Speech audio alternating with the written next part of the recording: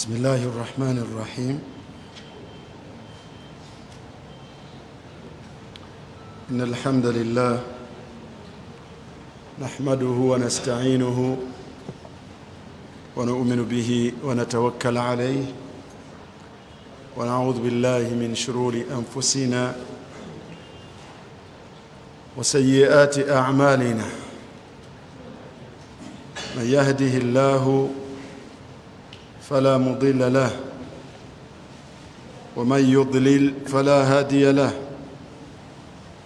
أشهد أن لا إله إلا الله وأشهد أن محمدًا عبده ورسوله صلى الله عليه وعلى آله وصحابته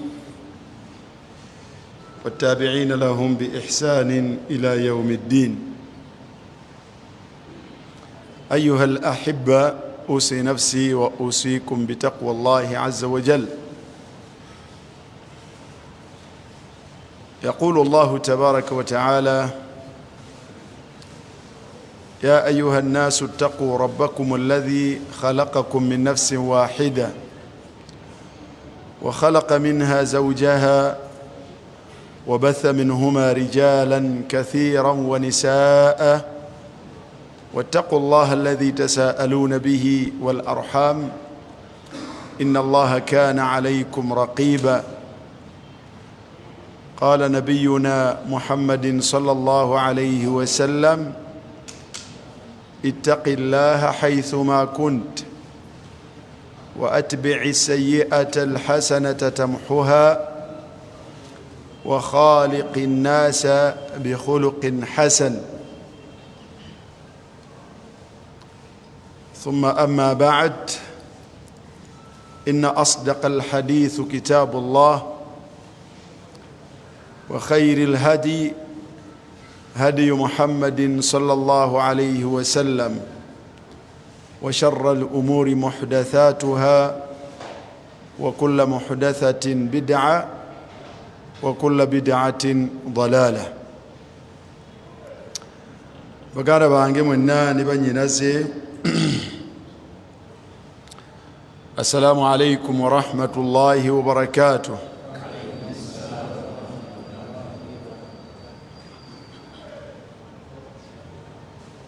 nejjukiza nga nammwe mbajjukiza nti Allah subhanahu wa ta'ala atukakasaako okubeera nga tumwegendereza mu byonna bye twogera na mu byonna bye tukola, kubanga byonna bituvunaana era ajja kutujjuuliriza empeera ezijja mu buli kyonna ky'oyogedde na buli kyonna ky'okoze. Bwe kiba kirungi ajja kujjuuliriza empeera ennungi. nasalu llaha at-tawfiq wal-ikhlasa fi al-qawli wal-amal.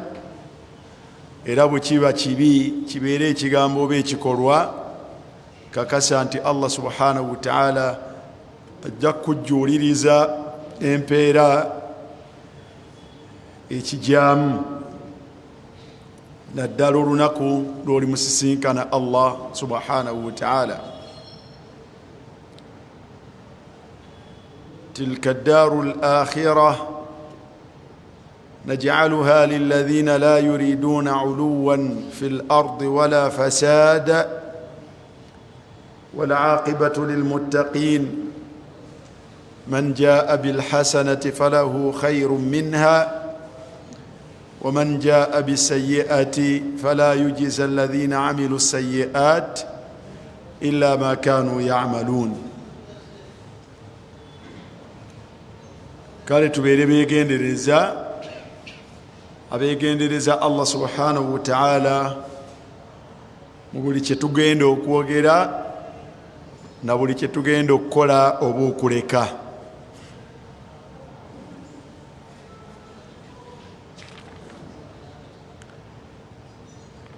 Twegomba okubeera nga tubeera mirembe ndugu kumboka hapa twegomba okubeera emirembe ku nsi kuno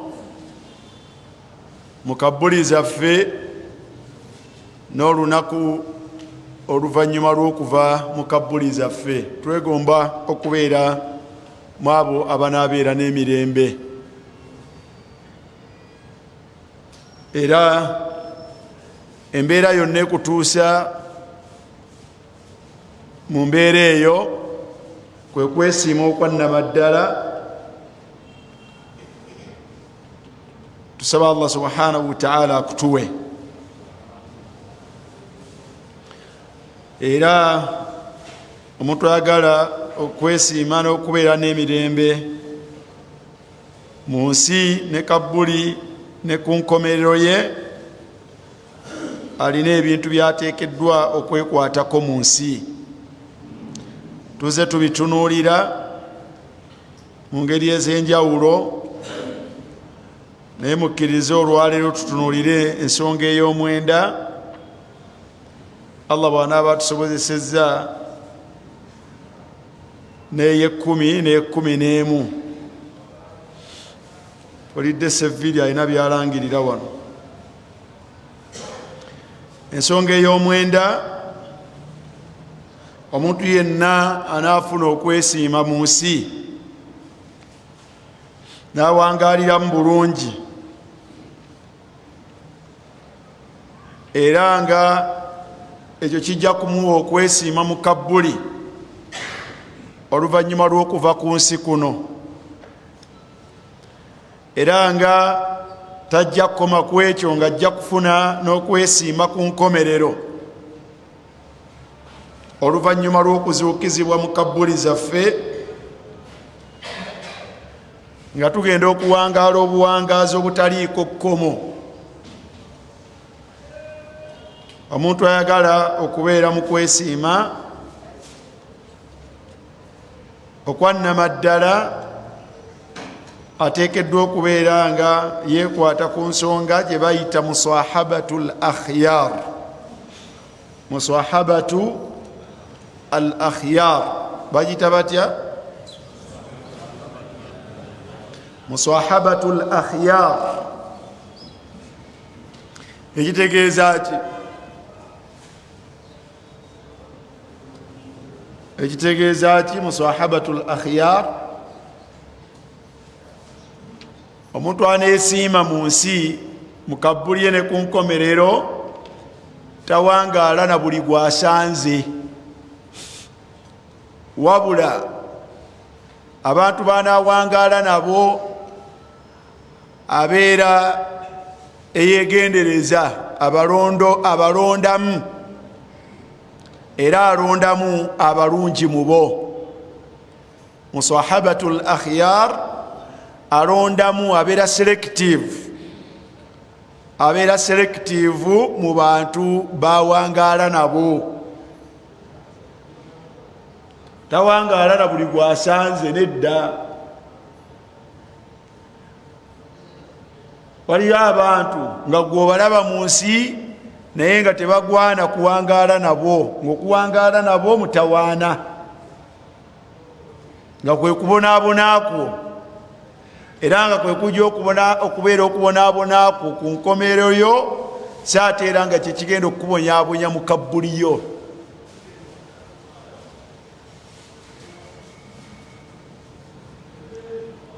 So abantu betuwangaala nabo bangeri bbiri, nasalu llah al-afwa wal-afiya. Waliwo abantu nga babi,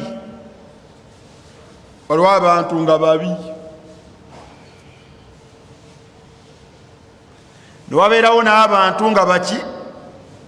Nga balungi. Buli lwofuna omuntu w'okuwangaala naye nga mulungi, mwana wattu kikuyamba nnyo mu kuwangaalako ku nsi kuno obulungi, kikuyambako kubanga you cannot live alone. As a human being, you cannot live alone in this world. Tosobola kuwangala bwomu mu nsi muno. Oba oyagala oba toyagala, oteekwa okuwangala n'abaki? N'abantu. That's why they say no man is an island. Ensonga lwaki bagamba nti tewaliwo omuntu alinganga kazinga nti gwe owangaala eyo ki? Owangaala awo wokka. Owetooloddwa mazzi naye ng'ate gwe oli ttaka. Nedda, omuntu si bw'atyo bw'afaanagana. Ye omuntu ye awangaala n'abantu banne.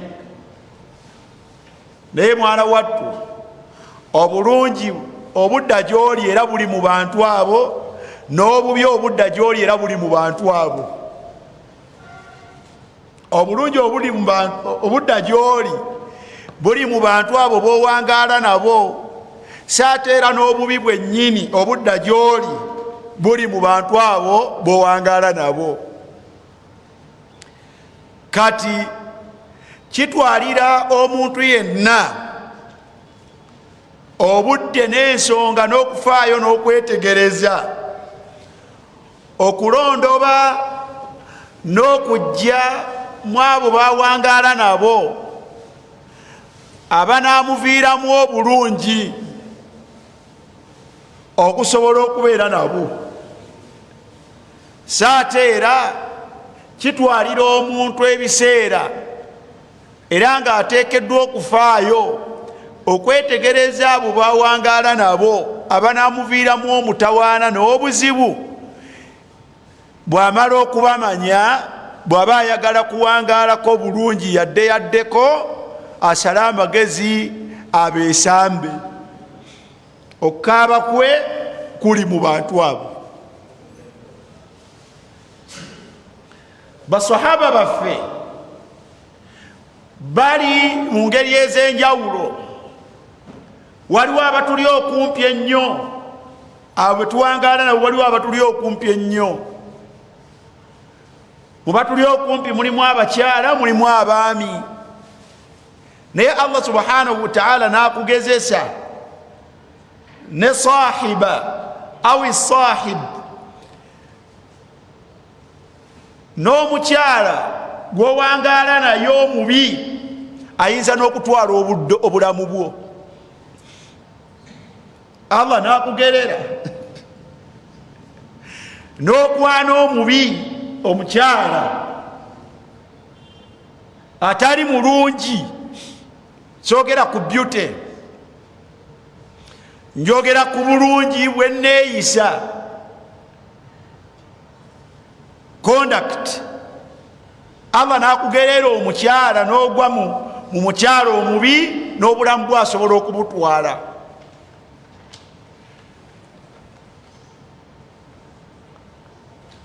Asobola okukukumbako buli kako.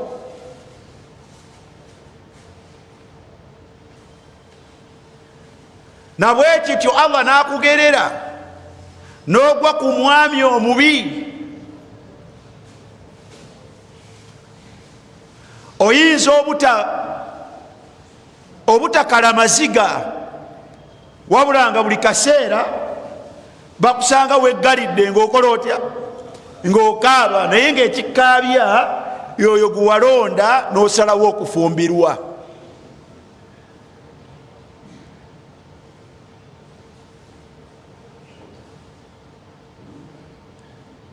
Musahabatul akhyar, Allah n'akugerera, nasalullah al-afwa wal-afiya, n'ozaalibwa n'abantu b'oluganda ababi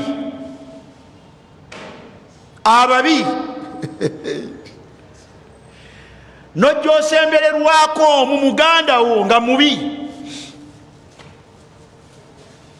ayinza okufuuka ennaku yo mpaka lw'olifa. Eyo twogera ku duniya, naye ng'ennaku yo teyayise walala, yayise kwani? Kwa luganda lwo.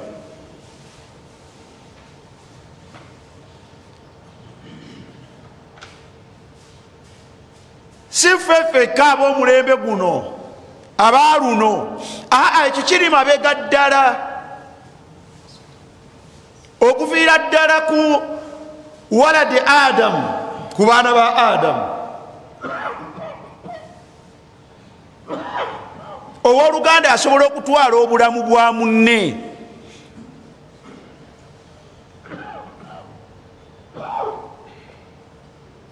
Allah subhanahu wa ta'ala ayogera ku booluganda abaana ba adamu babiri, naga nti fatawa'at lahu nafsuhu qatla akhihi faqatalahu.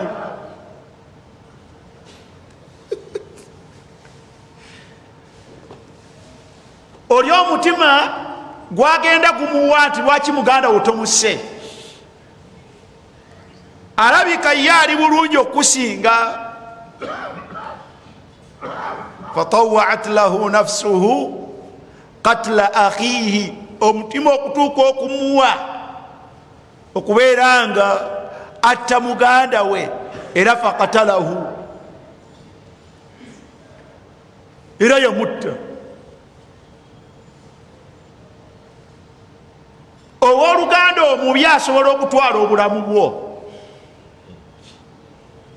Musahabatu al akhyar, Allah tumusaba atuwa abantu abalungi, naye Allah wakugerero ne bwaba wa luganda naye nga mubi. Nasallallahu alafwa wal afiya. Kurani yejjuddemu abantu abo. Bwosanga baganda ba Yusufu, nahnu naqussu alayka ahsana alqasas, story esinga okubeera enyuvu mu Qur'ani y'abaluganda. Allah janyumiza Muhammad sallallahu alaihi wasallam n'abantu b'omulembe guno, naye abaatuula ku muganda waabwe omuto ne bakuba meeting nga babi.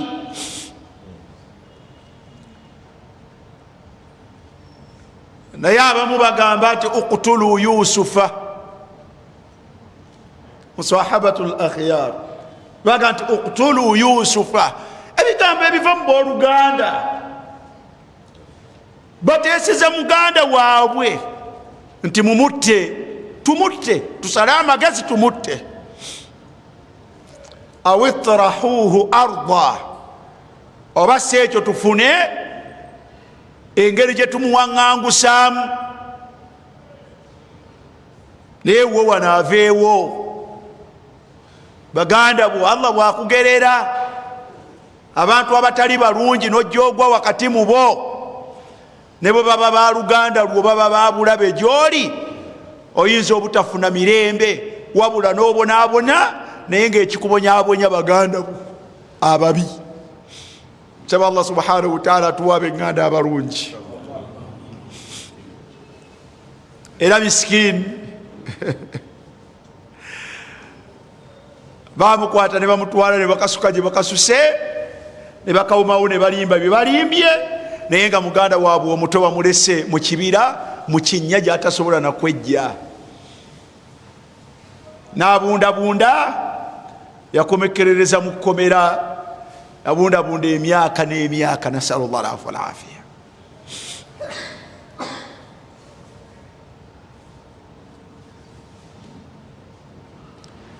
Muhammadin sallallahu alaihi wasallam yalina owooluganda eyayingirako awaka, mpaka yamulengerera eri nga bwe twalaba amaka ge. Yasobolanga nga bw'obeera mu maka ge wano abatuukira abagenyi ng'osobola okulengera ekiri ebweru, naye yamulengerera eri ng'ajja n'agamba mukyala we Aisha, n'amugamba nti bi'isa akhul ashira, bi'isa akhul ashira. Owooluganda oyo mubi.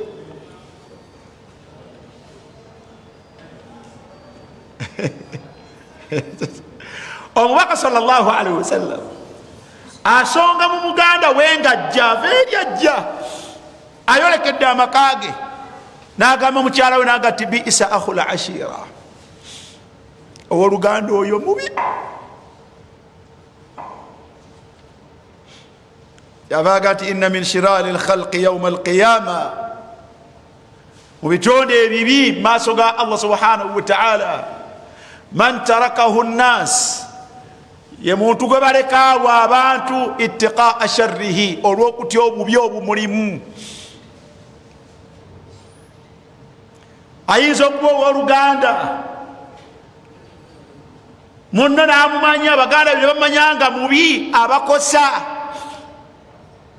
naye nga banaamukola ki? Bwe banaamubikulira ne bamutegeeza obubi bwe nti bamutegedde ng'agenda kwongera bakosa, ne batandika okubeera nga bwajja we bali nga basekaseka nga bamwenyereketa, bwabaawo n'ekyokulya nga bamuwangaalya, bwamala nga agenda gati omuntu agenda alhamdulillah. Naye Aisha ombaka awulira ekigambo ekyo, akyogera ekigambo ekyo Aisha ng'awulira, ate omusajja bwe yasembera bw'atyo n'amwaniriza, owooluganda asanyusa okulaba, marhaba faddal, tuula wano owange muleete kikujuyisi. Aisha neyegambye gati ya Rasulallah, musajja oyogedde statement ng'ajja, ate bw'omaze ate n'olaga nti tumubudeebude. Nagati munnange mu bantu ababi mu maaso ga Allah subhanahu wa ta'ala, yoyo abantu gwe baleka ne banoonya butya bwe badiringa naye aleme kwongera kubakosa.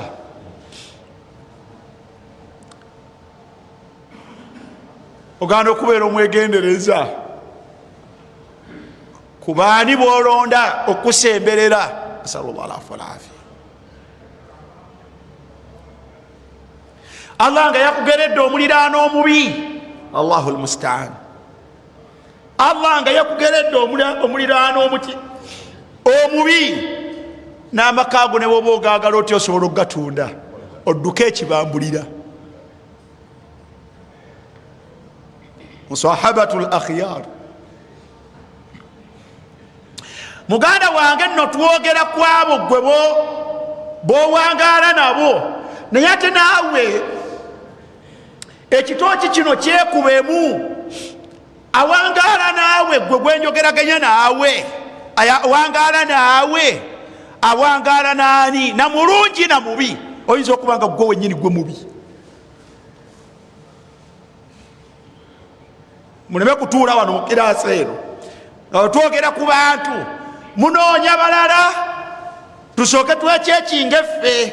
Omuntu bw'aba awangadde ne Umar, aba awangadde n'omuntu omulungi. Omuntu mu kuwangaala naawe bw'abeera mukyala, bw'awangaala naawe afuna emirembe. Waliwo abantu Allah be yagaana nga yabugaana ffe basajja nagati wala tumsikuhunna diraran lita'tadu. Leka kukwata mukyala nobeera naye tomutadde naye ng'omunyiga, omunyigiriza.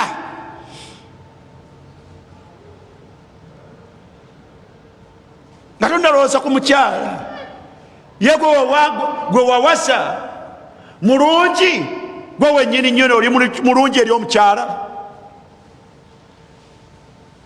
Gwe omukyala nga tonnalowooza ku mwami mulungi gy'oli, gw'oli mulungi eri owangaalika naawe.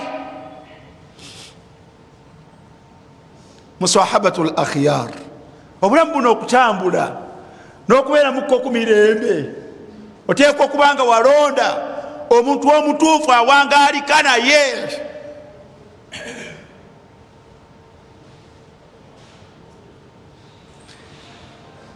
Ayinza okubeera omuntu gwokolagana naye mu business partner, ayinza okubeera omuguzi, ayinza okubeera omutunzi.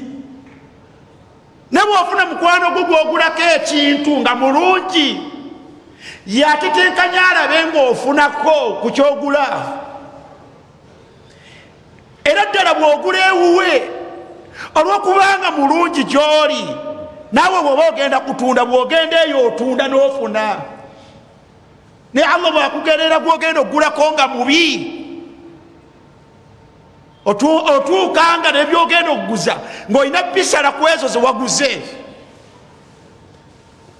Yaguzizanga n'ezo zewanditunze gwe naawe n'olyako, nazo nazikola atya? Kubanga mubi.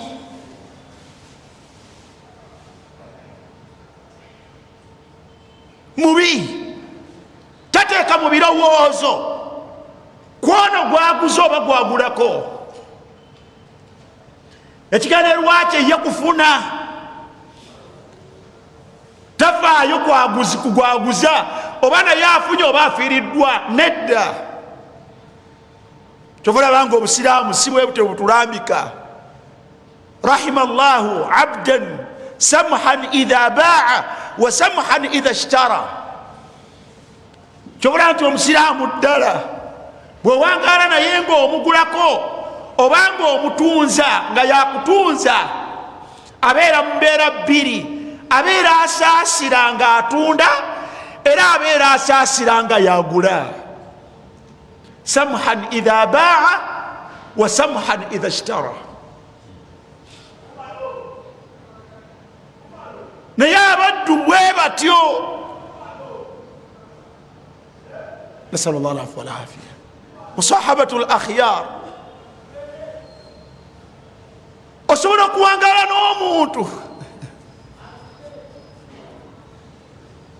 allahu almustaan bulamu buno ku nsi saadatuna okubeerako n'akalembereza ku bwo n'emirembe kwe kubeera nga walonda omuntu omutuufu gw'owangala naye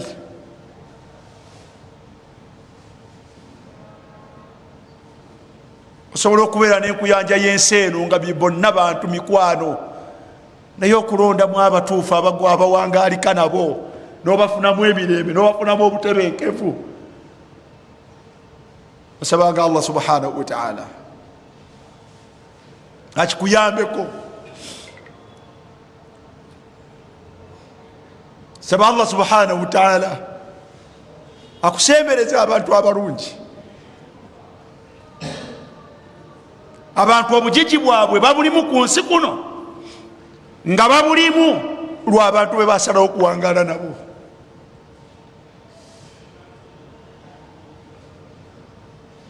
omuntu gwewayiwa ekidduka kyokukivuga kumbe wamuwa nga ge maziga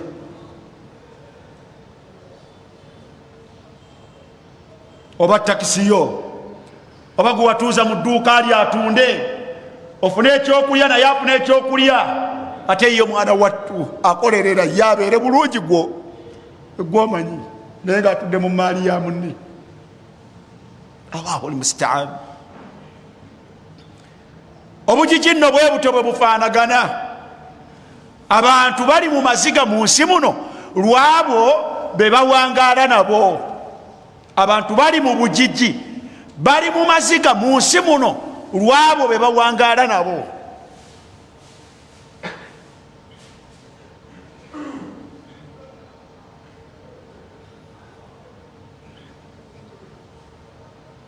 eyo mbeera ya duniya embeera ya akhira obubuze abantu bali ku bwononefu allah bwe yatugaana nasalu llah alafu walafiya abantu bali ku bwononefu nga bwayita ku bantu be bawangaala nabwo ali ku bwononefu lw'abazadde be obwononefu abuyonka ku bazadde allah yamugerera n'agwa mu ngalo z'abazadde aboononefu n'akulanga abalabako bwononefu n'alerebwa mu bwononefu n'agenda okuvaamu nga naye bw'ate bwafaanagana bazadde babi bwononefu tebalimu kati allah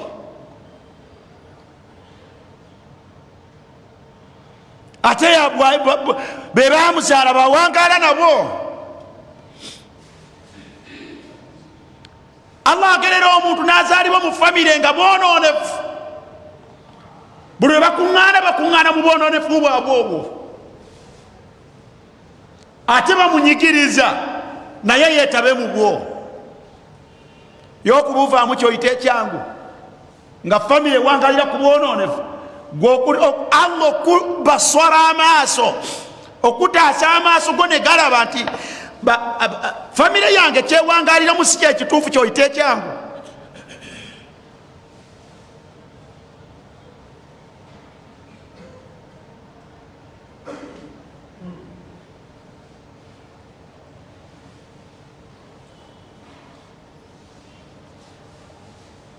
abantu bawasa abakyala bonoonefu yennaku yaabwe babalimba balaba birala ng'obutuufu bw'ensonga bulala.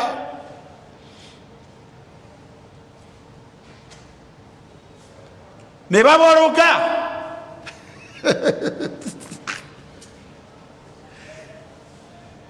shayatini ne zibakosa ne zibaavuwaza, naye nga sosi y'okukosebwa shayatini mukazi gwasula naye mu buliri bwe bwavu bwe.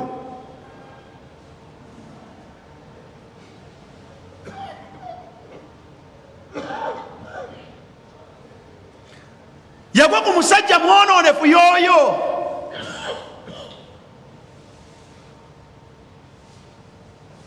Abeera mu maziga nga mukyala wa Firawuna, sajja kiwaji. Omukazi yeefubako akkiriza Allah subhanahu wa ta'ala, naye buli lwadda mu kisenge ng'ali yekka asaba Allah subhanahu wa ta'ala, wanajjini min Firawuna wa amalihi.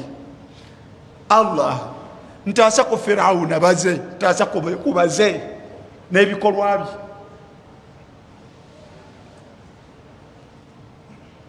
Oba owuwa kusabira ki?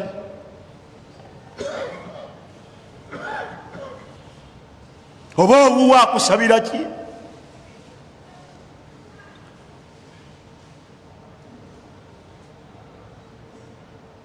Abantu bakaaba lwakubeera nga kye baasuubira mu baami baabwe mu bulongoofu si bye bali. Yamuguza bbula, yakizuula luvannyuma nga amaze otuuka mu maka ge nti ono ebyokusaala si byaliko, ebyokutya Allah subhanahu wa ta'ala si byaliko, si mwami si mukyala.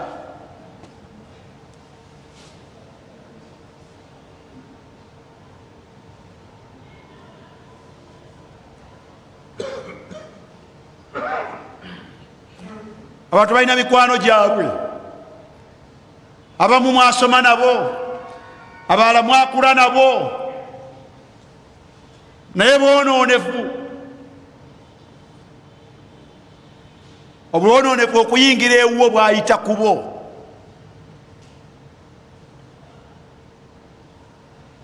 Obwonoonefu okuyingira ku gy'oli kuggwe, oli mwonoonefu lwa mikwano gyo.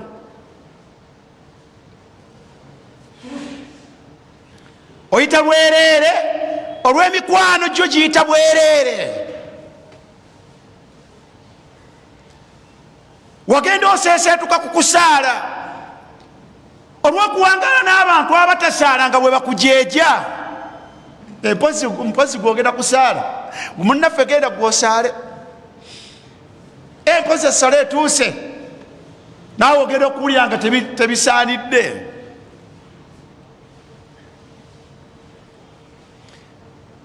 Tova mu mazina lwabo boyita mikwano gyo.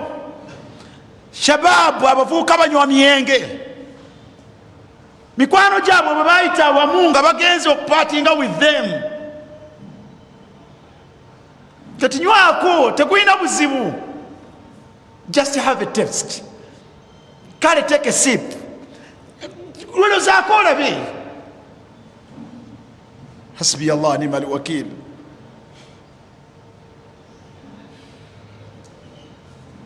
Ila hadd okutuuka abantu balidde embizi. Ila hadd okutuuka abantu badisaatinze obusiraamu n'abuvaako nakati si kya busiraamu. Alina mikwano gye.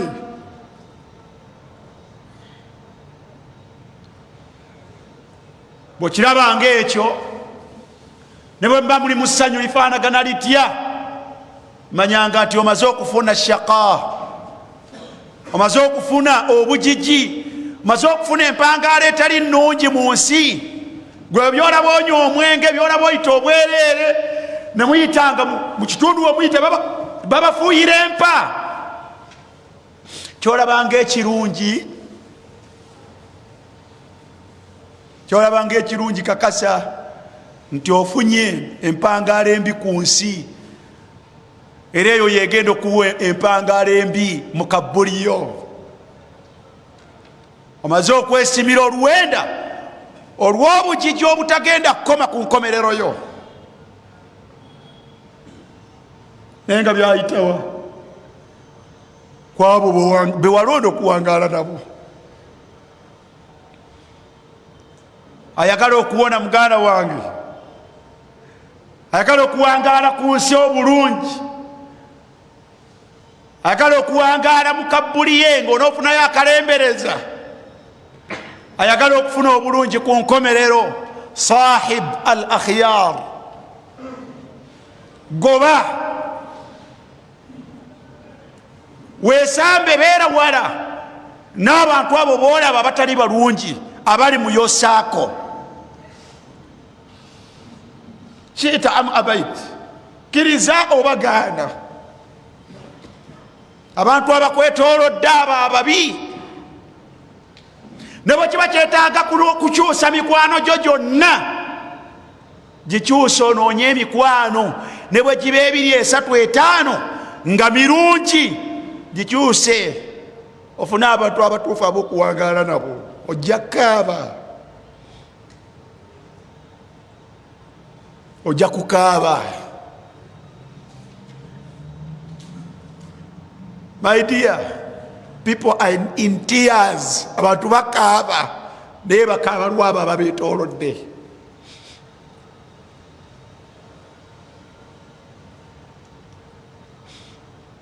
Ayagala saadatun,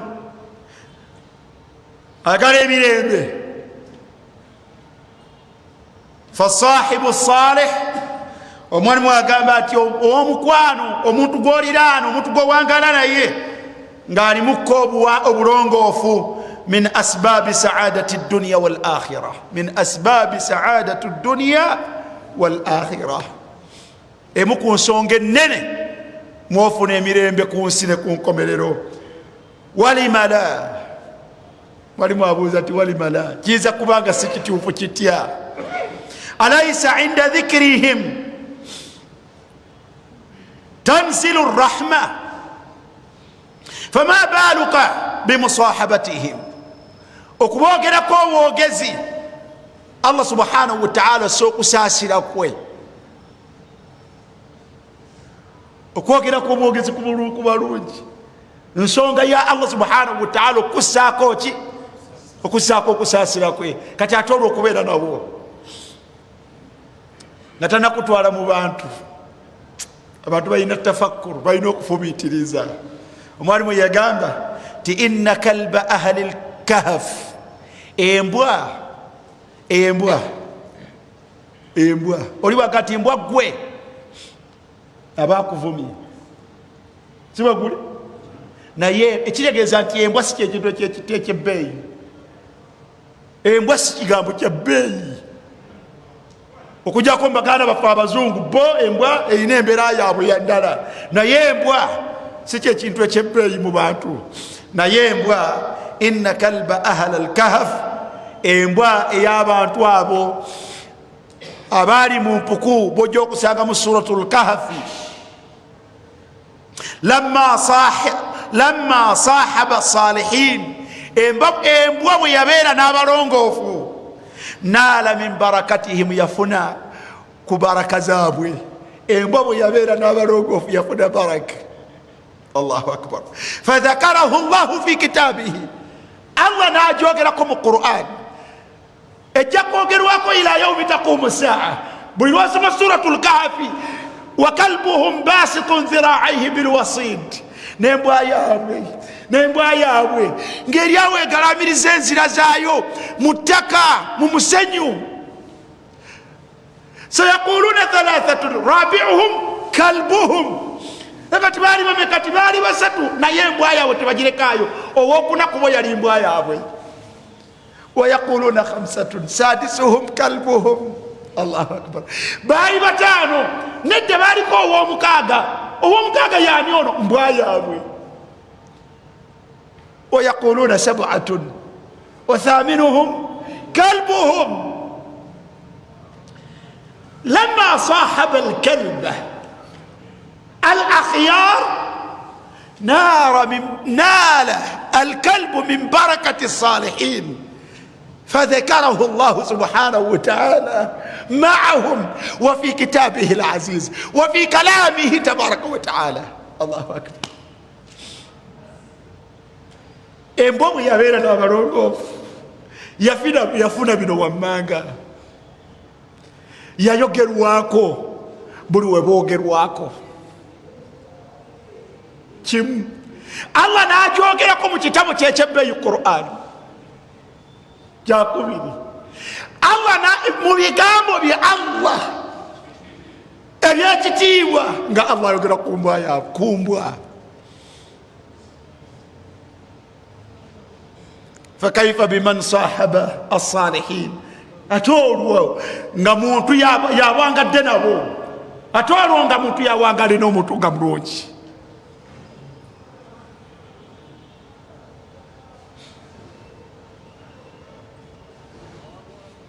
omuntu bwawangala n'omukyala nga mulungi, buli lwe bamwogerako ayogerwako. omuntu bwawangala n'omwami nga mulungi, buli lwe bamwogerako bamwogerako. era abeera wa kitiibwa eri buli omu olw'ekitiibwa ky'obulungi gwawangala naye.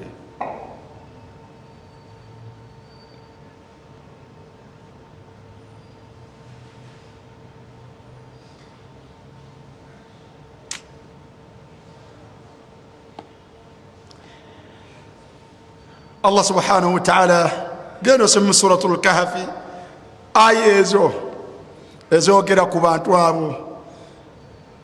قال الإمام القرطبي رحمه الله في تفسيره لهذه الآية، الإمام مجامع الأحكام جاء القرطبي يقانت قلت يقانت إذا كان بعض الكلاب بزبان جيمبوا قد نال هذه الدرجة العليا ngazafuna eddala lino erya waggulu bisuhbatihi olw'okubeera kwayo wa mukhalatatihi n'okwetaba assulaha n'okwetaba n'abalongoofu wal awliya n'emikwano gya Allah subhanahu wa ta'ala hatta akhbara ta'ala bidhalika fi kitabihi jalla wa ala, paka Allah lwe yatuuka okubeera ng'ekyakyogerako mu kitabo kye.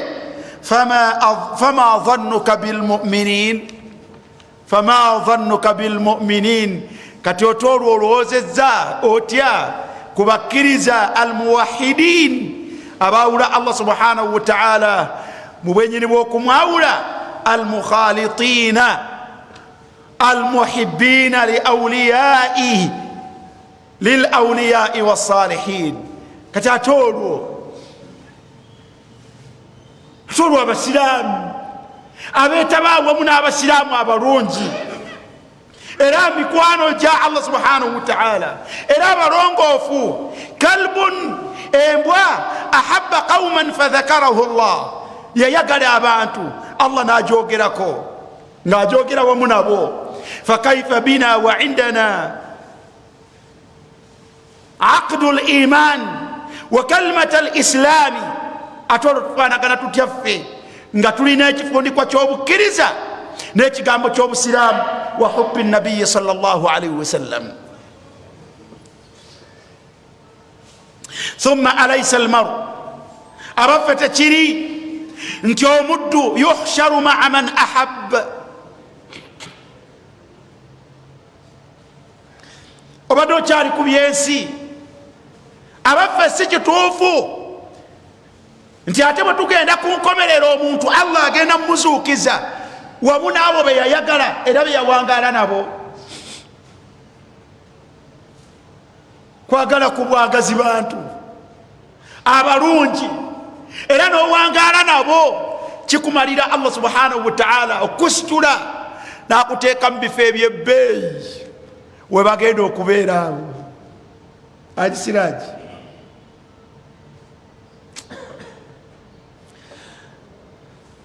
هذا إشارة إجو كايوغيرا كاغانتي أليس المرء يحشر مع من أحب، أبافو مدو تاغيندا كوزوكي زبوا ومنابو بيا يغالا بيا وانغالا نابو abalungi kiri mu hadithi ya Anas bin Malik radiyallahu anhu.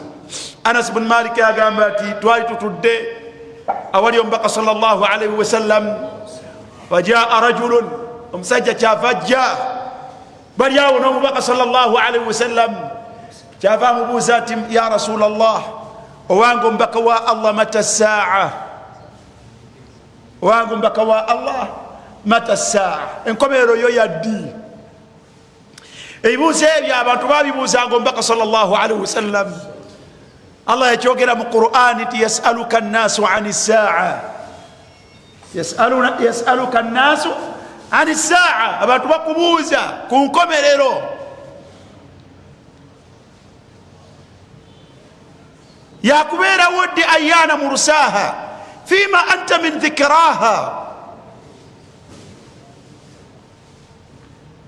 Jibril wajja abuuza omubaka sallallahu alaihi wasallam ati mata saa fa akhbirni ani saa, muira ku nkomerero yaddi. Kati n'omusajja ono yajja omubaka sallallahu alaihi wasallam namubuuza ati mata saa ya rasulallah. Omubaka kyava amubuuza ekibuuzo kuba ekyo teyakibangako na ansa. Nkomerero yaddi omubaka teyabangako na ansa. Era Allah kyamugambye nti fima anta min dhikraha, tokimanyi eyo ansa. Ila rabbika muntahaha, amanya ansa eyo kiddizibwa wa Allah subhanahu wa ta'ala. Ne Jibril bwe yakimubuuza yamugaa ti mal mas'ulu anha bi a'lam min as-sa'il, gwa kibuuzo kimanyi bulungi okusinga nze gwokibuuza, ti ekyo sikiinako ansa. Kyava amuza ku kyomugaso ekigasa ye. Yamubuuza ti wamaatha i'tadadta laha, gwabuuza enkomero yaddi ogiteekedde ki? Tugambe ti ya wiiki ejja, oteeseteese ki kuyo? ya ayuha alladhina amanu ttaqullah waltanzur nafsun ma qaddamat lighad. Buli musiraamu yenna ateekeddwa okwegendereza Allah, era buli kaseera yeekeberemu kiki kyateeseteese ekigenda omugasa enkya mukabuliye, ekigenda omugasa enkya nga amaze okuva mu nsi muno. Omubaka kyamubuuza ti wamaatha i'tadadta laha, tugambe nti ya wiiki ejja, ya mwezi gujja, ya mwaka gujja, ogiteekeddeteekedde ki? Omuntu kyava amugamba nti la shay, sirinaayo swala nyingi eza sunna wadde kusiiba kungi kwa sunna nakino ebifaanako bwe bityo sirabayo. Naye kyetwagala mu hadithi eyo yamuga ti ghayra anni uhibbu allaha wa rasulah, ghayra anni uhibbu allaha wa rasulah. Pozi kyenyinza okugamba kyenasinkana nakyo Allah subhanahu wa ta'ala ku lunaku lw'enkomero, bwenyini bw'ensonga njagala Allah n'omubaka we. Omubaka kyavaavaamu ekigambo kyetwagala wano, egamba nti almar'u ma'a man ahabba yawma alqiyamah. Riwaya ega nti anta ma'a man ahbabta yawma alqiyamah. Mazima gwe ogenda kubeera wamu n'oyo gwe wayagala ku lunaku lw'enkomerero. Okwagala omuntu n'okubeera naye n'okweyisa naye mu nneeyisa ennungi, mwana wattu kyekigenda okuwa okuteeka mu kyebbeeyi, wagenda okubeera yawma alqiyama naawe Allah wagenda okuteeka. Qala Anas bin Malik agamba nti fama farihina, tetusanyukangako nga bwe twasanyukanga tuwulidde ekigambo ekyo ku mubaka Muhammadin sallallahu alaihi wasallam ng'agamba omusajja amubuuzizza namuga nti almar'u ma'a man ahabba yawma alqiyama. Anas agamba nti faqultu, kyenva ngamba fa inni uhibbu allaha wa rasulah. Anas agamba nti nze njagala Allah n'omubaka we, wa uhibbu Aba Bakari wa Umar, naga nti mpulira mu mutima gwange njagala Abubakari oyo ne Umar. Ulira ekyokusatu yaga nti wa arju an akuna ma'ahum. Haji Siraji, wa arju an akuna ma'ahum, olw'ekigambo kino omubaka kyayogedde, nfunye essuubi nti ndibeera wamu bwe balibeera. Kwagala kutuufu n'okuwangaala okutuufu n'omuntu omulungi kirimu ebbeeyi ne ku nkomerero yo. Anasi agamba nti nfunye essuubi nti nja kubeera wamu n'omubaka ne Abubakari ne Umar. Naye jjukira bano ba big size mukola emirimu. Yaga nti wa arju an akuna ma'ahum. Statement yasebayo gye nsinga okwagala, yaga nti wa in lam a'malu bimithili amalihim. Ne bwe naabanga sisobola kukola mirimu nga gyabwe gye bakoze. Sisobola kukola mirimu gya Abubakari nga naamuvuganya ati. Umaru yamukubako ekifuba avuganye n'amulema nangati nkutadde Abubakari kukola. Kati ate nze nzire ku oyo. Naye bwe kiba ati omuntu agenda kubeera wamu n'oyo gwe yayagala ku nsi n'abeera naye, nja kubeera n'abaddu abo. Gw'oyagala ani? Gw'owangaala n'ani? Wakad takunu al-aks sahiha.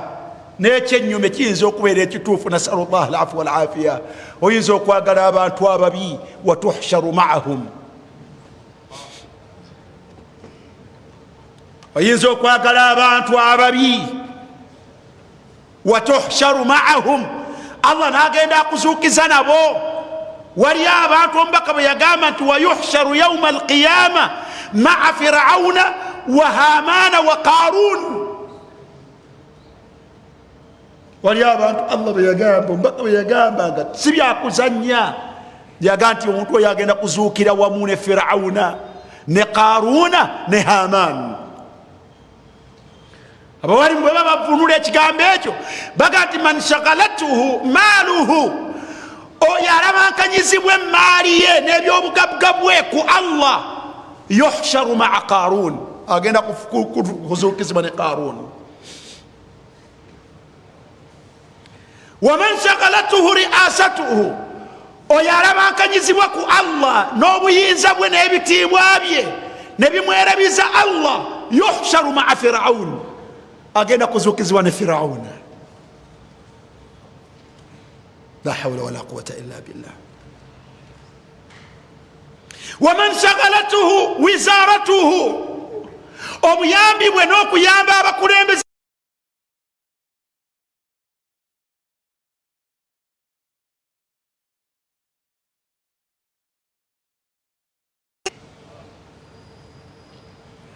yalabankanyizibwanga okuweereza firawuna n'okukola firawuna byayagala, ne yeerabira Allah subhanahu wa ta'ala.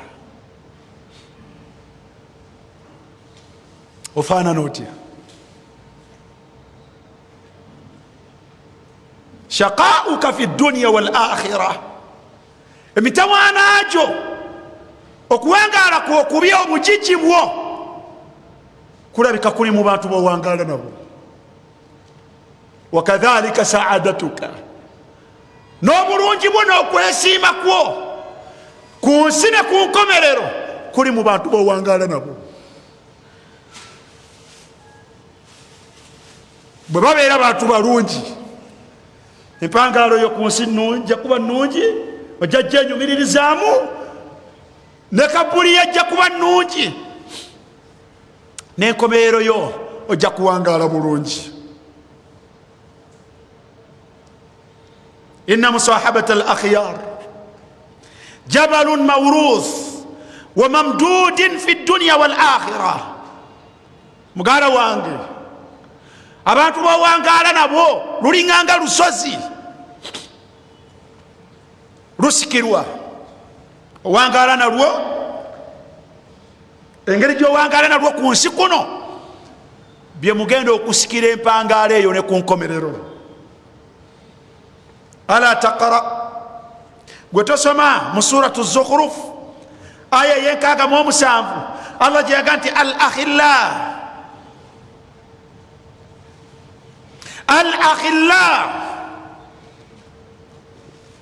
ab'emikwano, close friends, abo bamukwano bakumpi, ye khalilu al akhilla gubasaza mukabu buli omutafa wali munne yaumaidhin ku lunaku lw'enkomerero baduhum li badin adu baduhum li badin adu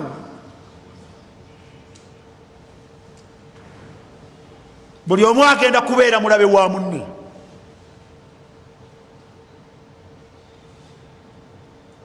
mikwano gyekyo tolabanga you are parting together tofaayo mugende mububaga muddeeno musanyuke muddeeno naye linda olunaku oyo gwolabanga ow'okumpi kuggwe lwagenda okubeera ow'omutawaana gy'oli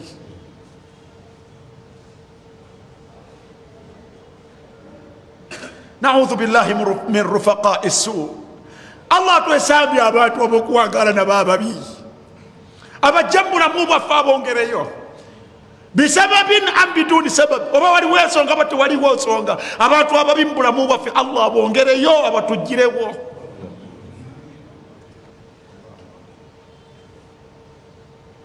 al akhilla yaumaidhin baduhum li badin adu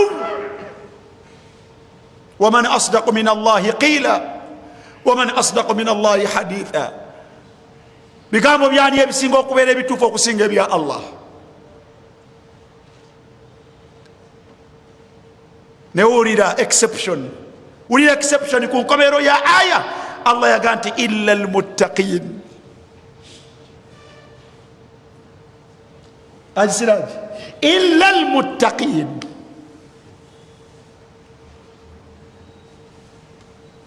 okujjako abantu nga bamikwano babiri nga bombiri balina ekitende ekyokubeera nti batya allah abo tebagenda kubeera buli omu mulabe wa munne abadan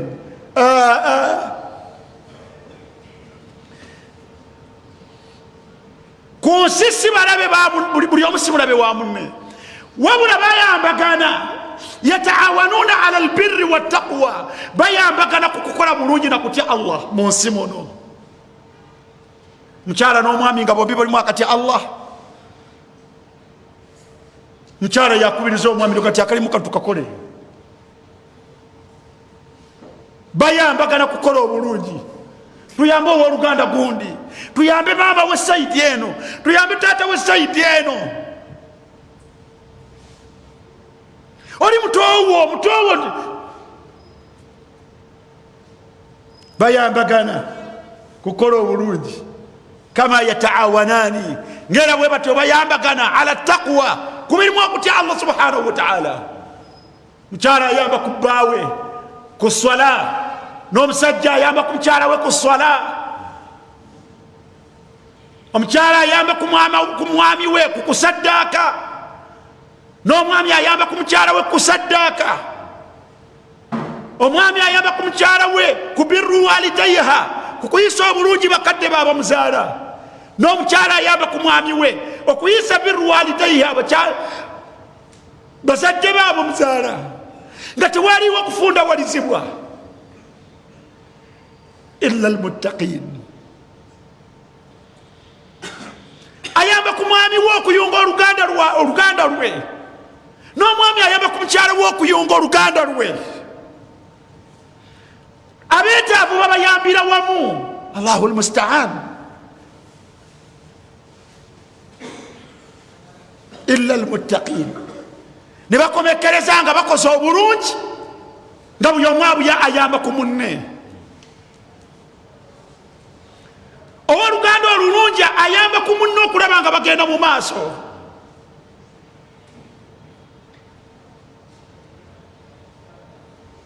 ayamba ku munne kulaba nga famire yaabwe evaamu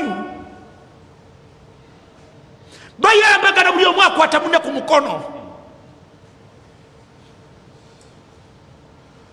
mu nsi ne bawangaalamu bulungi ebyo byonna bye bakoze nga awamu bakomekereza bonna bali mu bantu abakozi b'obulungi bajjanga emirimu gyonna gye baakola man aana ala khairin kafailihi nga bajja yauma alqiyama nga bonna balina empeera zezimu kubanga benyigira mu bulungi wamu.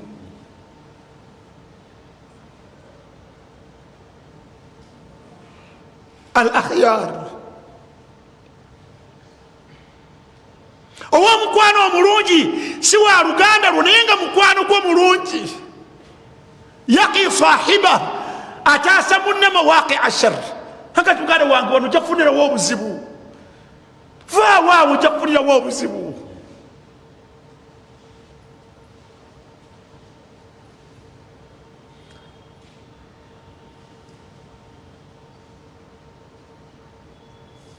ya'muruna bil ma'ruf buli omu alagira munno okukola obulungi, wayanhauna anil munkar buli omu aziyiza munno obukyamu. Nange kino kijja kuleetera obuzibu naye nga mukwano gwo just a mere friend.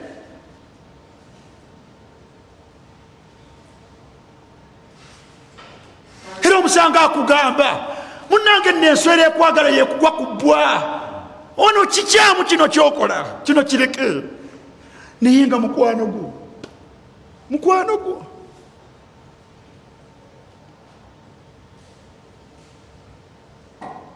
illa almuttaqin fi'lan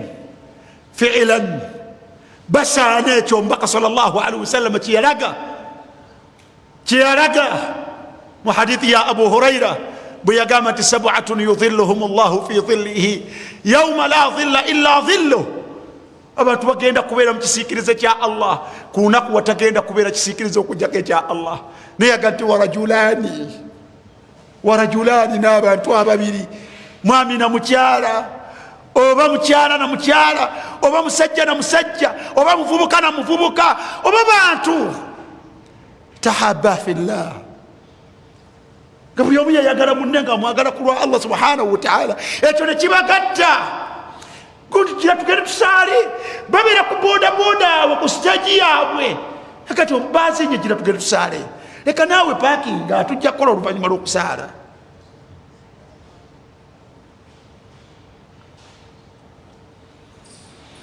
Munange nno nedda twambale bulungi, twambale enyambala Allah gye yalagira.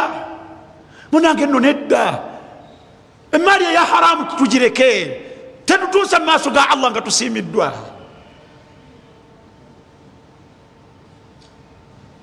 Bagenda kujja babiri bulembwe nga bwe bawangala ku nsi yaabwe, nga beetetenkanya, bawonye batya obwonoonefu, balongoosezza batya, bajja babiri. Naye olw'okuba it is rare and scarce, tekirabikalabika, kyobulaba nti Allah yatusaba muntu omu, rajulani, meaning you and just another person, only one person Allah gwayagala ojja naye nga muli babiri mu maaso ga Allah subhanahu wa ta'ala. Buzibu bwakubeera nga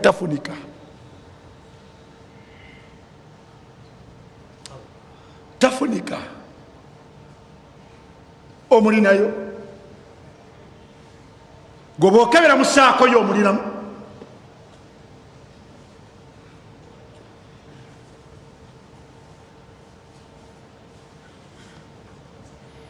Emikwano gino gye tugenda okwejjusa, Suratul Furqan aya ya 27 mpaka ku ya 29. Allah agati wa yawma ya'addu adh-dhalim ala yadayhi, abantu n'obulyaza amaanyi abwabwe obw'enjawulo bwe bakola oba okulyaza amaanyi Allah, imma yadhlimuuna Allah, bayinza okubanga balyaza amaanyi Allah subhanahu wa ta'ala. Ya bunayya la tushrik billah inna ash-shirka la dhulmun adhim. Oba okubeera nga balyaza amaanyi bennyini, wama dhalamnahum walakin dhalamu anfusahum, oyinza okubanga welyaza amaanyi gwo wennyini, okulekayo okukola ebikuwonya omuliro gwa Allah, obulyaza amaanyi obwo bwewekolako.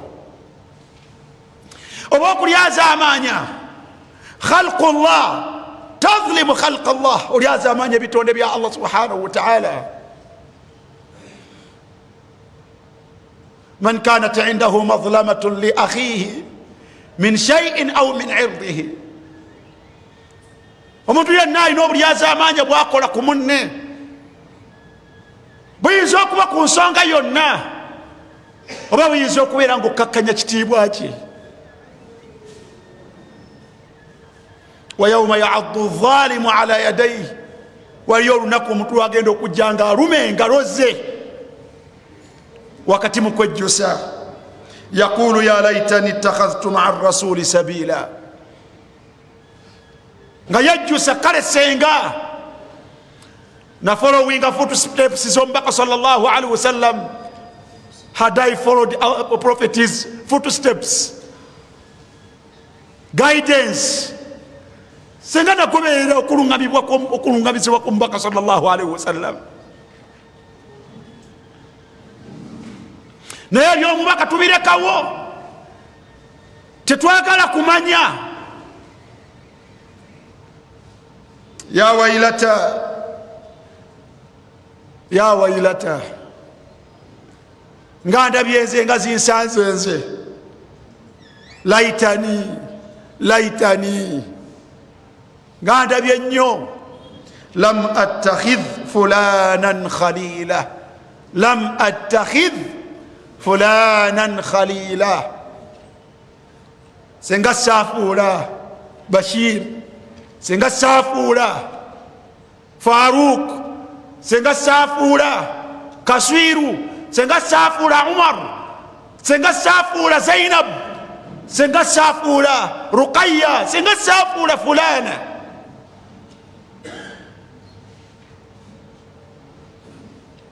lam attakhidh fulanan khalila, senga samufuula mukwano gwange. ekizibu kivuddewa. laqad adallani, laqad adallani, obubuze bwange bwayita ku oyo.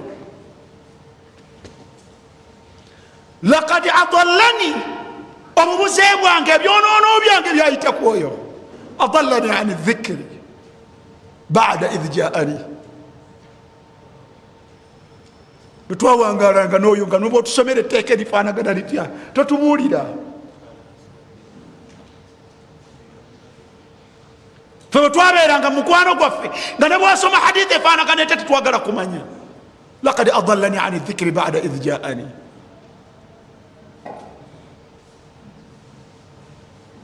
gwolina togenda mwejjusa.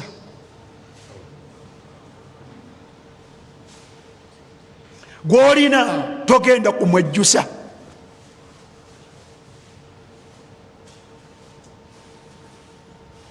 ojja wange ajibu Kenya, gwolina togenda kubejjusa.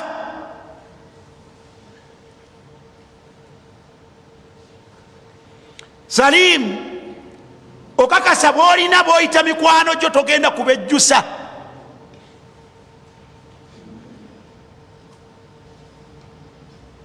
omukyala yenna mpuliriza oba ndaba, okakasa bwolina togenda kubejjusa. togenda kwejjusa mu maaso ga Allah senga tewamufuula mukwano gwo.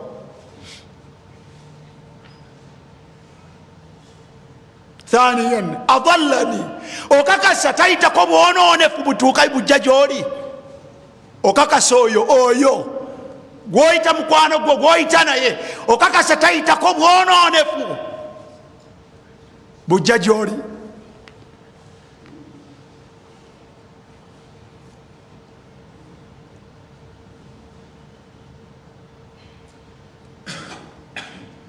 akola ki mu bulamu bwo? akola ki mu bulamu bwo? ekyebbeeyi kyonyumya ku ye, kyowulira nga tosobola ku, you can't do away with him or her. ekyebbeeyi kyabwononefu obuyita ku ye ne bujja gy'oli. yensonga lwaki you can't do away with him or her? is that a reason enough? ekyo kimala okubeera ti oyo omukumira wano wooli. ojja kukaaba enkya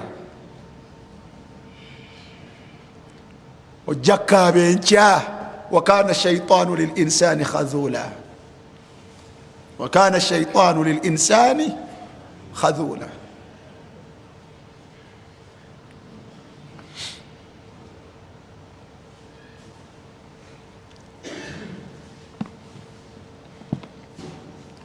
Emikwano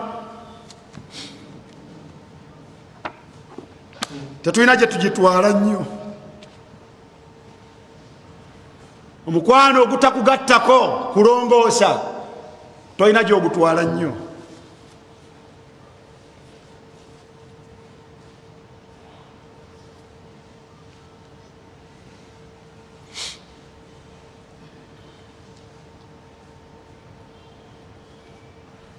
Sunsula mu mikwano gyo.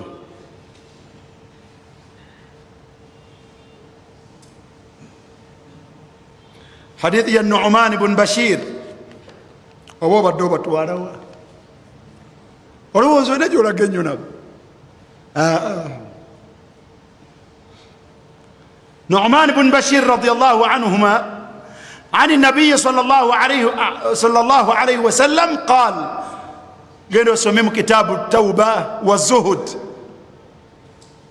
mu sahihu targhib wa tarhib omuzingo guno ogwokusatu ogende ku peegi ya 206. hadithi zino zitandikira ku hadithi ya 323 ne zijja zikoma ku hadithi ya 332 naye mu bitabo ebyenjawulo enyumizibwa mu versions ez'enjawulo. naye Nu'man ibn Bashir yagamba nti ani nabiyyi sallallahu alayhi wasallam yagamba nti ma min abdin tewaliwo muntu yenna musajja wala ama wadde omukyala illa walahu thalathatu akhillah. ma min abdin aw amatin tewaliwo musajja wadde omukyala okujjako ng'alina abanfanfe ab'emikwano batayewukana nabo bangeri 3. yagamba sallallahu alaihi wasallam tifa khalilun waliwo mukwano gwonfanfeewo gwoyita naye buli kaseera temwawukana buli we babasanga mubeera babiri naye buli wabeera wooli akugamba yaqul ana ma'ak buli wabeera wooli akuwaga nakugamba nti nze kendiwo tewaliwo nsonga. fakhudh ma shi'ta wada' ma shi'ta fakhudh ma shi'ta wada' ma shi'ta. kyoyagadde kyoba ofuna kyotayagadde kireke. but with me you can get anything you want. oyo mukwano gwonga bwati bwakuwaga buli omu amulina. ombaga yaga nti fadhalika maaluhu fadhalika maaluhu. ezo ze sente zolina mu nsawo yo, obungi bwazo n'obutono bwazo, bwe bujajinga emmotoka gyogula, bwe bujajinga ennyumba gyosobola okuzimba, bwe bujajinga olugoye lwoyambala, bwe bujajinga obujjanjabi, bwe bujajinga omwana wasomera, bwe bujajinga buli kimu. fahadha maaluhu, ye sente yo. era weekuba egonzaawo. khudh ma shi'ta wada' ma shi'ta. wa khalilun yaqul, ate olina owomukwano omulala akugamba nti ana ma'aka, nze ndi wamu naawe era ono gwenjagala. faidha ataita baba almalik taraktuka, faidha ataita baba almalik taraktuka. naye olunaku lwonooyingira ewaka n'olwotuuka ku mulyango gwa kabaka wenkulekera, nze mbeera naawe. naye olunaku lwonootuuka ku mulyango ogukuyingiza ewa kabaka, taraktuka wetugenda okwawukanira. falbabu almaut, albab almaut, omulyango kwe kufa. walmalik huwa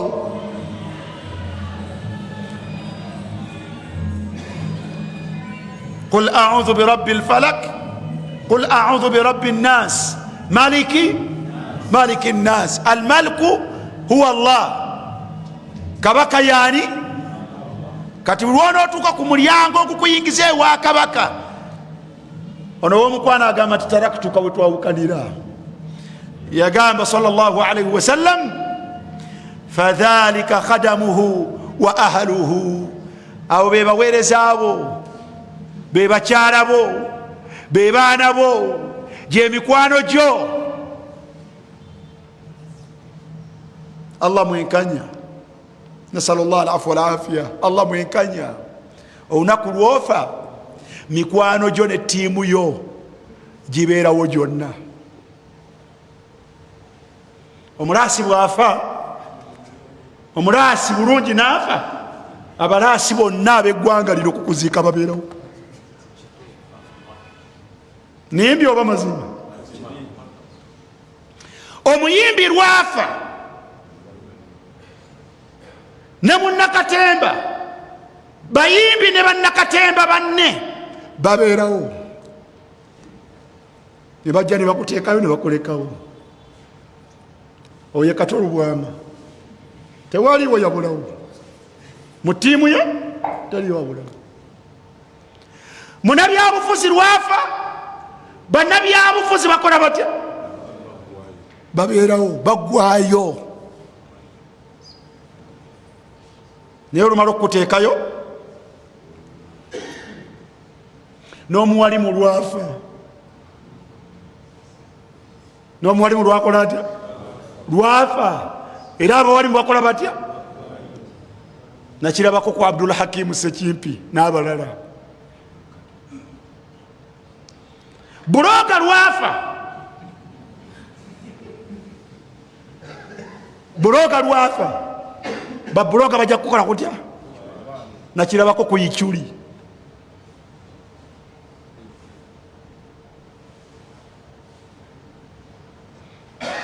ow'ebyobuwanga lwafa baggwayo nakirabyeko ku lwomwa ow'ekiko kyendiga waliwo n'omulala gwe baziika mabegaawo yali ani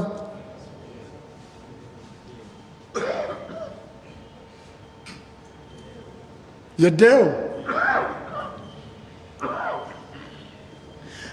munnange mikwano gyo bajja kubeerawo beeyoleka ewa allah n'abantu wakati bano eno ye ttiimu y'ono ina omusiraamu twamusiisa ebutambala eyo yabaddeko abantu batonotono bwe bati naye twabadde tutambula tuva ku ntaano okumuziika omusiraamu nakola komiti nagati ekituufu abantu b'omuddu ono bamuziise beebo abantu be tewaliwo abuzeewo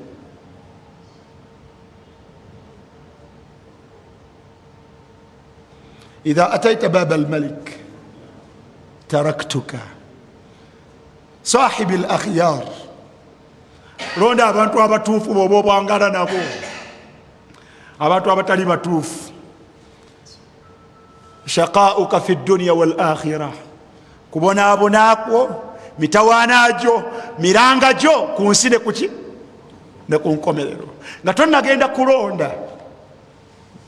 kulonda gwe wennyini beera mulungi eri abo abakuwangaala naawe ya akhi alkarim nga tonnagenda kunoonya balungi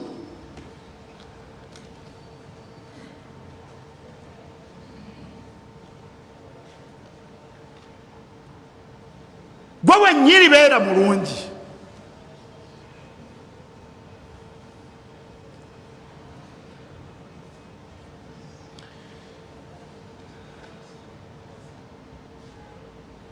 mu nsonga ezituwangaza obulungi ku nsi ne mu kabuli ne ku nkomerero mulimu okulonda emikwano emiki emirungi njala kufundikira bigambo byange oba eba diversion naye unsuru akhaka zaliman unsuru akhaka zaliman au mazluman baganda bange musajja omu yabuuza omubaka sallallahu alaihi wasallam namugamba nti man najatu ya rasul allah, omuntu awona atya? Man naja, omuntu awona atya?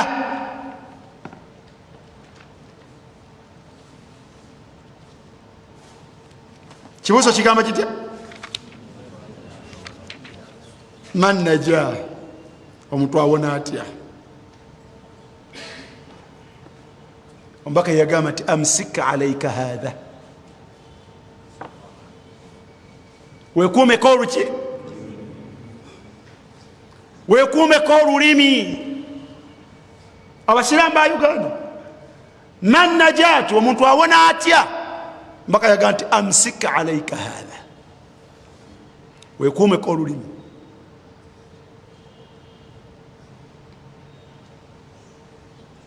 tewerabira. omulala yamubuuza nti ya rasul allah hal nahnu muakhadhuna bima natakallamu,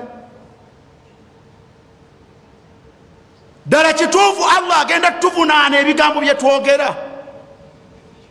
ddala kituufu allah agenda kutuvunaana ebigambo byetwogera? omubaka yamugamba nti thakilatuka ummuk hal yukabbu nnas fi nnaari ala wujuhihim au ala manakhirihim illa hasaid alsun.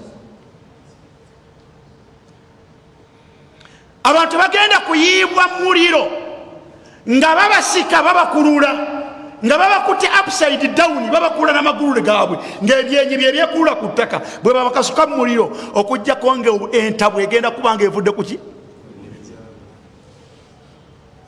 hadithi eyokusatu,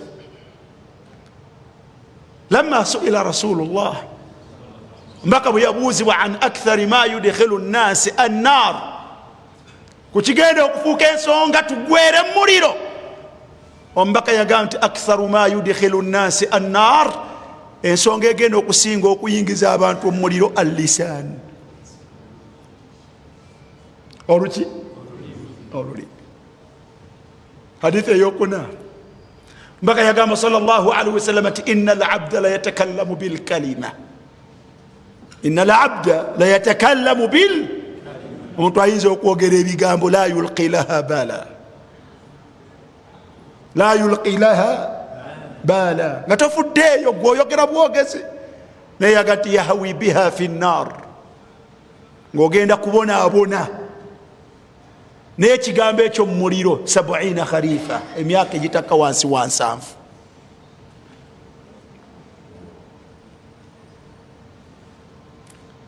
al insan, omuntu yusbihu mu'minan bikalima, afuuka omusiraamu omukkiriza lwa kigambo, wa yusbihu kafiran bilkalima, ate asobola obukeesa ku makya nga si musiraamu lwakiki, lwa kigambo.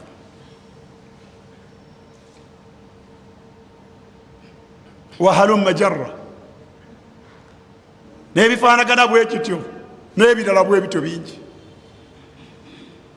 ebiwulibwa ku bantu bingi, naye toyongerangayo. musiraamu toyogeranga wadde okwongerayo byowulira. aboogera bo bajja kwogera, naye beeranga mugezi, toyogeranga gwe. kimu n'okwongerayo tokolanga otya, toyongerangayo byokola otya, byowulidde, naddala bino byemuwulira mu mirembe gyaffe gino, naddala byemuwulira ku mitimbagano gyabo bakaswiro, toyongerangayo. okujjako byolinako omutwe n'amagulu. Allah subhanahu wa ta'ala yagamba mu suratu Nur, lawla idh sami'tumuhu, kale senga bwe muwulira ebigambo ebimu biba byayogeddwa oba tebyayogeddwa, byagambye nti we muwulira biba byayogeddwa oba biba tebyayogeddwa. Allah agati kale senga, lawla idh sami'tumuhu, kale senga bwe mubiwulira, dhanna almu'minuna, senga abasiraamu beerowooleza walmuminat abaami n'abakyala abasiraamu bi anfusihim ne beerowoozaako khairan ne beerowoozaako bulungi. yagamba bw'owulira ekigambo ku kyaluwajjalo ono kyotalinaako mutwe namagulu, kale senga yamuyita gwe naga ti kyaluwajjalo ono senga weerowoozezza ne weerowooleza bulungi, yamufuula gwe wennyini. yamufuula ani? yamufuula gwe gwayogerako, yamujja eri safiri gyali n'amukuyingizaako n'amufuula nga ye gwe naga ti wandyerowooleza bulungi. waqaalu ebigambo ebyandikuvuddemu wandigambye hatha ifkun mubin, hatha ifkun mubin. ebigambo nebyo byanjwanjwa.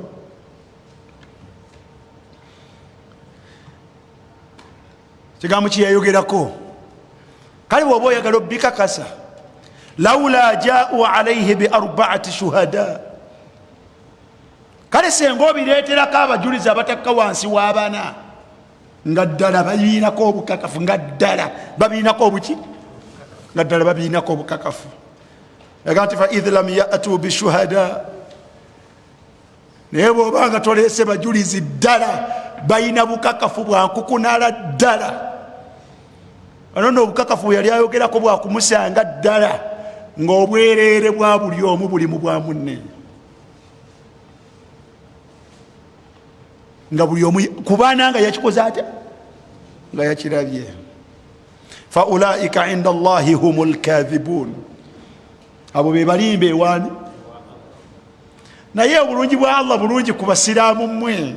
Allah yaga nti walaula fadlu llahi alaikum, senga si bulungi bwa Allah kummu wa rahmatuhu na kusaasira kwe fi dunya wal akhira, ku nsi ne ku nkomerero, lamassakum fima afadtum fihi adhabun adhim, senga Allah abassaako ebibonerezo ebiruma ku ebyo bye muyingiramu.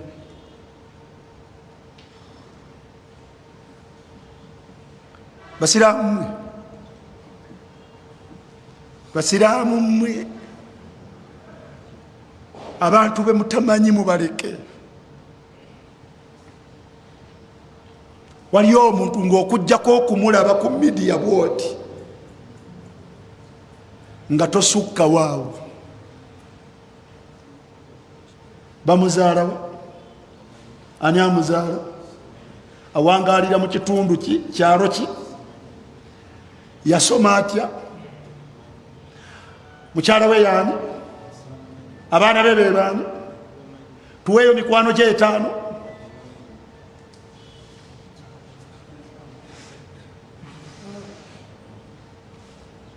naye subhanallah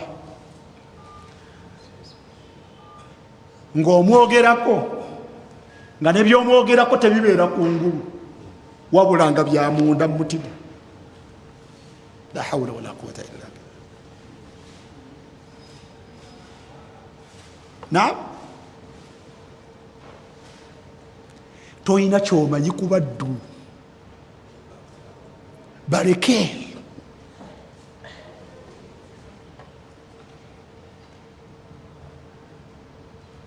basiraamu mmwe, Allah tayina gwe yawa buvunaanyizibwa bulondoola bantu.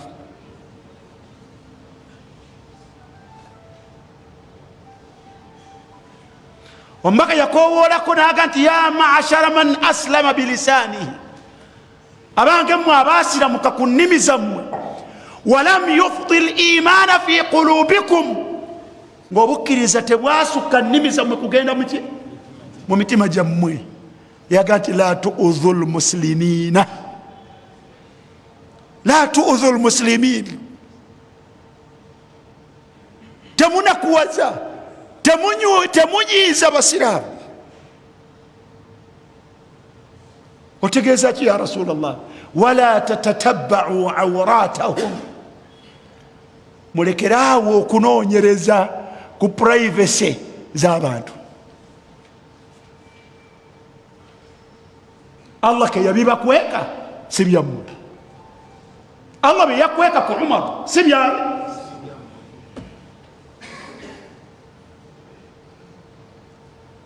diringa ne Umar nekyo kyomulabako, diringa ne Umar nekyo kyokola otya, nekyo kyomulabako. Wabula okusikurakinga emabega we onoonye ki ekiri emabega we nga n'emabega we tosobola kutuukayo, tosobola kutuuka mabega wa Umar, tomanyiyo. Onoonyereza biri mu maka gawe, nakugulira ddi okuyingira, nakugulira ddi okuyingira mu maka gawe?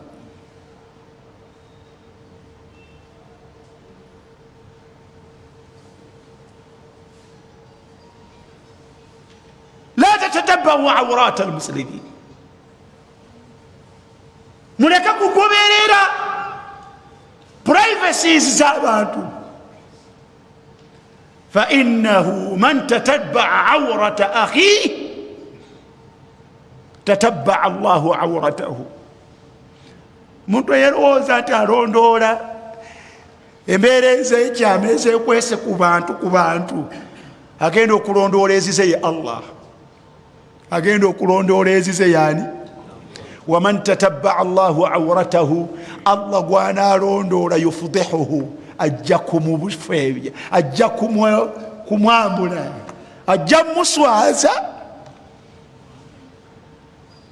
Allah gwelondoola Umar, gwelondoola Sharifu, onoonyayo Umar woyo kiki kyenyinza okuteeka mu bantu kwebyo abantu betamanyi kuye birondoole, naye manya kekali kutaana n'ogwanga gwolondoola musiraamu bayinahu wa bayina Allah. Allah yagenda okulondoola naye kana akulondoola ajja kuswaza. Allah yagamba nti yufudihuhu, ajja kuswaza. Walau fi jawfi rahlihi, ne bwe kinaaba kyetaaza kuswaza mu makaago, ne bwe kinaaba kyetaaza kuswaza mu makaago, Allah ajja kukola atya? Ajja kikola. Toyinza kuwona.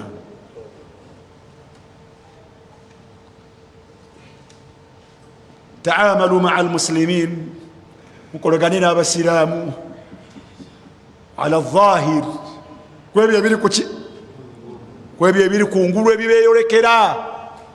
Abantu bangi nga bye tubalabako ffe tubalabako busiraamu, tetubamanyi, naye bye tubalabako buki, tubalabako busiraamu.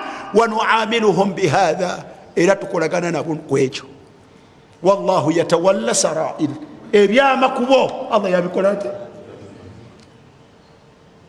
Nuamilu nnasa, fe abantu tukolagana nabo kwekyo ekibeeyolekako. Walillahi alhamdu, ekitweyolekekako ku saviiri tulaba busiraamu. Ayinza okutaba perfect, ayinza okubeera nga zalla qadamuhu fi mas'alatin ma, ayina mas'ala gatatuukiriza. Walikulli alimin zalla, buli mumanyi wa busiraamu osangayo kyataakoze atya, kyeyasomeseza nga tekyabadde kituufu. Kisoboka nnyo, naye ekyo tekimugjaako fadluhu, tekimugjaako bulungi bwe. Mubeere ne muwaazana, mubeere n'obwesimbu. Omuntu bw'asomesanga ebintu 10 nga bituufu, n'aseerera tugeze mu bintu 3, gw'amaaso n'ogateeka ku 3, omusanvu nga tegukyalina mugaso. Aswaba fi 7, mu nsonga 7 yogedde butuufu, mu 3 mwataatuukiriza. Amaanyi gonna n'ogateeka ku 3 ze wawulidde, yezo eziruwa 3 sobola zitunokolera. Ekisembayo, la tuzakku anfusakum huwa a'lamu biman ittaqa. Abakyusakyusa aqaidi z'abantu, aqida ya Umar weeyo erimu, aqida ya Abubakar yeeyo natugitunulamu, aqida ya Siraaj oyo si nnungi bulungi ebulamu. Man antum, man antum, mwe baani, mwe baani? Temwetukuza. Allah yakigaana temwetukuza. Huwa a'lamu biman ittaqa, Allah yamanyi ddala abamutya. Abubakari tewetukuza, Sevini tewetukuza.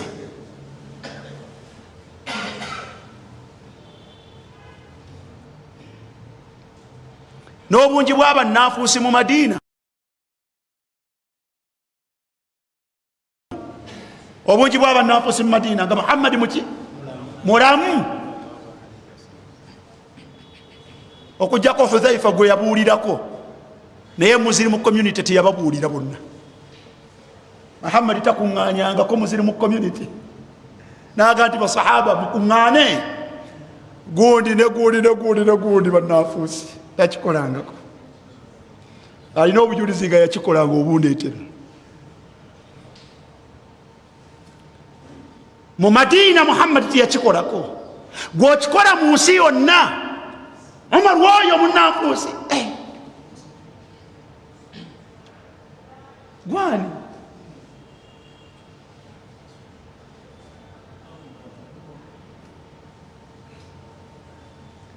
Muhammadi n'avaawo sallallahu alaihi wasallam. Basahaba nga Umaru ne batuuka okugenda wa Hudhaifa nga banoonyaayo mannya gaabwe, mwendi n'akigaanira genda va ku bantu baleke, buli omu beera n'ebyale. Hudhaifa n'okubamanya tetulabangako ng'ayise, wadde Umaru omukulembeze, wadde Abubakar n'amugaa nti owange Muhammadi yaŋŋamba nti Faruku oyo Seviri oyo baki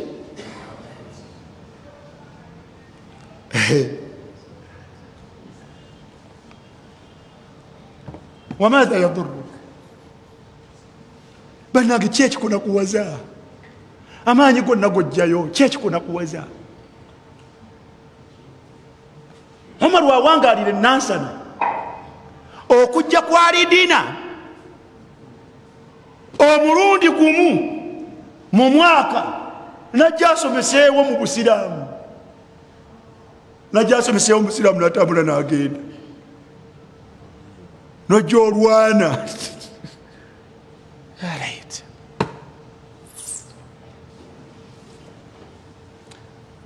mukuume ennimi zammwe. Abantu mukolagane nabo kwekyo ekimukola kye.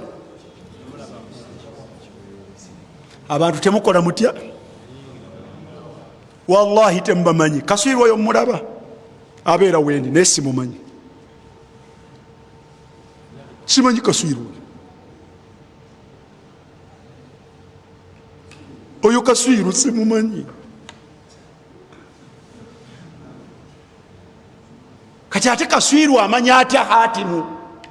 Anjogere ku musemesa wange, Kaswirwa amanya atya Hatimu? Hatimu Numaani wala weri eriwa, weri eri Jjinja, yofa ki ne Hatimu Kaswirwa?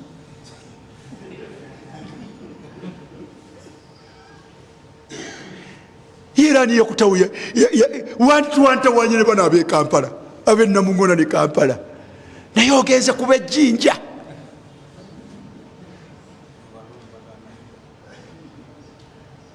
Twatuukanga Jjinja, tewaliwo takisi eyinza kutuwa nti wagirinnyako ng'ogenda Jjinja. Naye ogera kuba Jjinja nga gye wali obadde. La hawla wala quwwata illa billah. Wakati mukulaga nti gwe mashallah, gwe mashallah, ibadullahi salihin.